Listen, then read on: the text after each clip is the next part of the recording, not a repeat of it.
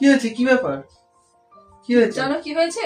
হ্যাঁ। পাশের বাড়ির ঝুমা বৌদিদের বাড়িতে 52 ইঞ্চি টিভি এনেছে। তো আমারও 52 ইঞ্চি টিভি লাগবে, নয়তো আমি বাপের বাড়ি চলে যাবো। আরে কি মুশকিল! আরে ব্যাপারটা শোনো শোনো শোনো। ঝুমা বৌদিরে দেখতে কেমন? কালো পেঁচির মতো না? আর আমার ঘরে এরকম একটা লাল টুকটুকে বউ থাকতে আমি টিভি কেন দেখতে যাবো? আমি সারাদিন তোমারে দেখবো। আমার টিভি টিভি লাগবে না। এই যে শোনো, কি বলছি, আমি একটু পকোড়া করি আর চা করে দুজন একসাথে খাও, ঠিক আছে? ঠিক আছে, তাই করো, যাও। করে নিয়ে একটু বসে।